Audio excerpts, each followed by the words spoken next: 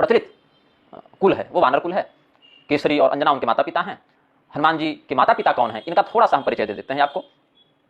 अब इसमें क्या बताते हैं, भगवान महादेव ने रहस्य पार्वती जी को स्वयं बताया है।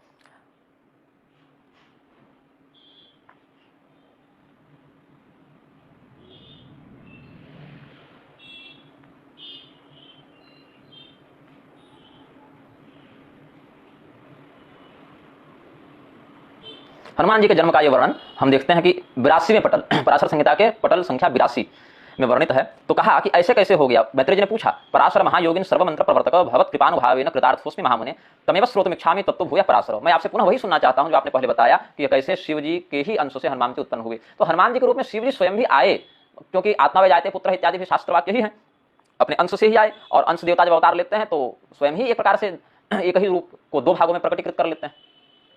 तो उसमें कहा कि आप बताइए कैसे अंजना के गर्भ से केसरी के पुत्र होकर वो आए, फिर कहते हैं अग्नि के भी गर्भ से आए, फिर कहते हैं वायु पुत्र भी हैं, फिर कहते हैं कि भगवान पार्वती और शिव जी के भी पुत्र हैं। तो ये हमको थोड़ा सा रहस्य खुलकर बताइए कि हुआ क्या कैसे।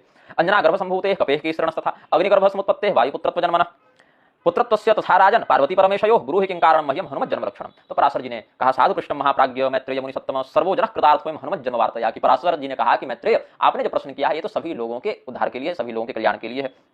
तो कहा कि पुरातन इतिहास बताता हूं। पूरा राधंतर कल्पे कश्यपो नाम वेद्य, कश्यप नाम के कोई ब्राह्मण थे राधंतर कल्प में, और सभी प्रकार के शास्त्र में निपुण थे, सर्वशास्त्रार्थ तत्वज्ञ वेद वेदांग पारक। तो आगे फिर वर्णन है कि कैसे वो कैलाश पर्वत गए, अपनी पत्नी के साथ गए कैलाश पर्वत। वहां पर उन्होंने अपनी पत्नी के साथ ही तपस्या की, भगवान महादेव जी की भगवती पार्वती जी की तपस्या की। बहुत कठोर तपस्या करते हुए उनको 1000 वर्ष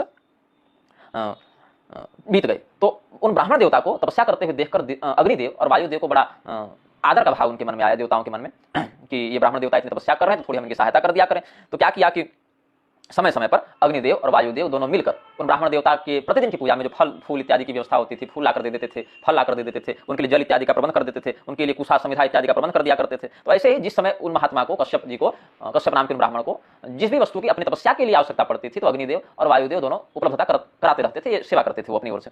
तो एक बार क्या हुआ, भगवान महादेव इनकी तपस्या से प्रसन्न हुए और नंदीश्वर पर आरूढ़ होकर बढ़िया एकदम 5 मुख वाले पंचवक्त्र स्वरूप में आए दर्शन देने के लिए। पार्वती जी बाएं भाग में विराजमान थी। तो भगवान के आया हुआ देखकर कश्यप जी बड़े प्रसन्न हुए। काश्यप मुनि, कश्यप गोत्री के ब्राह्मण थे, वो प्रसन्न हुए, बड़े आह्लादित हुए कि भगवान हमारे पास आए। तो प्रणाम किया और भगवान ने कहा कि हम आपकी तपस्या से बड़े संतुष्ट हैं, तो कुछ मांगिए वरदान हमसे। तो कश्यप जी ने कहा, भगवान मम पुत्र त्वमित्येश्वरो मम, भगवान मम पुत्र त्वमित्येश्वरो मम। यहाँ पर थोड़ा कंकण दोष है प्रकाशक से। ततो जगादगिरीश सर्वभूत दयापर तव कश्यप पुत्रस्याम हनुमान नाम वानहं शंभु नैवं वरे दत्ते काश्यपस्य द्विजन्मनः अपृच्छतां तस्संभं बह्निवायु स्वकंधरं आवयोरपि पुत्रत्वं भज शंभो निजाज्ञया तयोरेवं प्रतिज्ञाय शंभुरंतर्दधौ क्षणात्। अब ब्राह्मण देवता को भगवान ने कहा वरदान मांगो। तो ब्राह्मण देवता ने कहा कि आप हमारे पुत्र के रूप में आइए, हम चाहते हैं। तो भगवान ने कहा ठीक है, हम हनुमान के रूप में जब आएंगे तो हम आप ही के पुत्र बनकर आएंगे, ऐसा भगवान ने कहा। और वायु देवता और अग्नि देवता कहे कि भैया हमने भी बड़ी सेवा की है तो थोड़ा बहुत कमीशन हमको भी मिले, क्योंकि जो यज्ञ में सहयोग करता, तपस्या में सहयोग करता, उस पुण्य में वह भी अधिकारी हो जाता है, तो आप हमारे भी पुत्र बने। तो शिव जी ने विचार किया और कहा कि हाँ, हम आपके भी पुत्र कहलाएंगे, अग्निनंदन भी कहलाएंगे, वायुनंदन भी कहलाएंगे।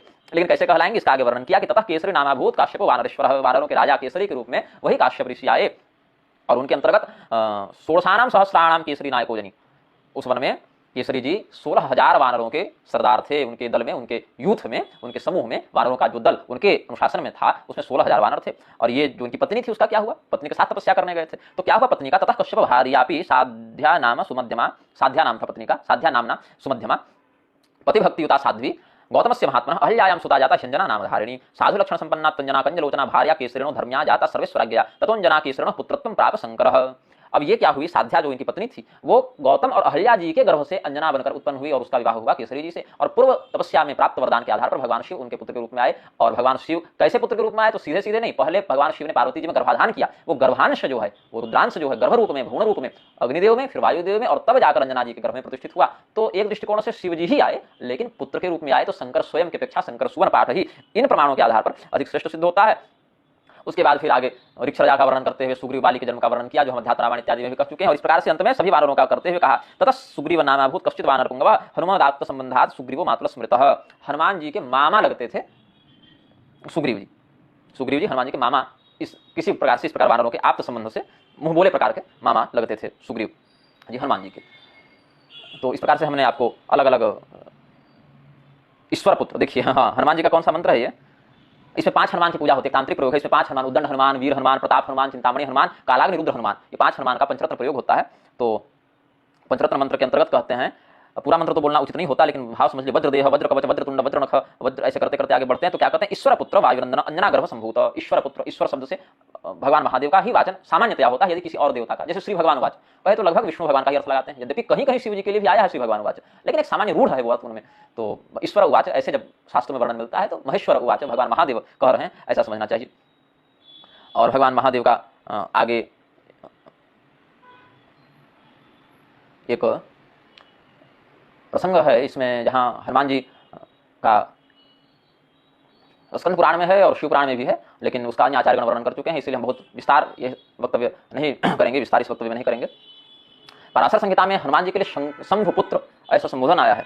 अब संबोधन कहाँ आया है जरा मैं खोज लूँ उसको, मैंने अभी पढ़ा है, उसको मैंने सुरक्षित रखा है लिखकर, क्योंकि शंकर सुवन उसका अर्थ है शंभुपुत्र, तो शंभुपुत्र शब्द कहाँ आया, कैसे पुत्र हुए, मैंने बहुत बढ़िया से वर्णन कर दिया, इतने सारे श्लोकों से वर्णन कर दिया। हाँ, कितना है, 54 पटल, 54वां पटल जो है पराशर संहिता उसमें कहते हैं, उष्ट्रारूढ़ सुवर चला सहचरण सुग्रीव मित्रांजना सूनो वायु कुमार केसरी तनु जाक्षादि दैत्यांतक सीता शोक हराग्निनंदन सुमित्रा संभव प्राणद श्री भीमाग्रज शंभुपुत्र हनुमान पंचास्य तुभ्यम नमः। हनुमान जी के पंचमुखी स्वरूप का यहाँ संस्तवन करते हैं और कहते हैं सुग्रीव मित्र हैं, या अंजना सूनु हैं, या अंजना पुत्र हैं, वायु कुमार हैं, केसरी जी के भी पुत्र हैं और अग्निनंदन भी हैं, और अंत में कहा शंभुपुत्र। उष्ट्रारूढ़ सुवर चला सहचरण सुग्रीव मित्रांजना सूनो वायु कुमार केसरी तनु जाक्षादि दैत्यांतक सीता शोक हराग्निनंदन सुमित्रा संभव प्राणद श्री भीमाग्रज शंभुपुत्र हनुमान पंचास्य तुभ्यम नमः।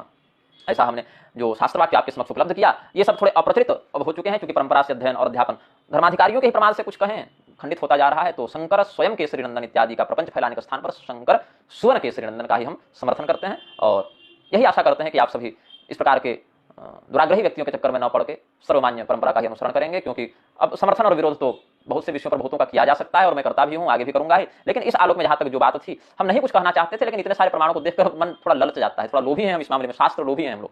एक ही चीज का तो लोभ रह गया जीवन में कि ये कथा का रस है और वो बना रहे तो भगवत कृपा है, वही चला जाएगा तो निस्सार हो जाएंगे। फिर गरुड़ पुराण में सभी चीजों का सार बताया गया है ना, और सार को तो जोड़कर भगवान की कथा बनती है, इसीलिए हमने यह इतना बता दिया आप लोगों को। आप लोगों का भी हनुमान जी कल्याण करें, और जिस प्रकार से भगवान तुलसीदास जी पर अनुग्रह किए, वैसे भगवान आप सबों पर भी अनुग्रह करें, ऐसी हम मंगल कामना करते हैं। श्रीमन नारायण।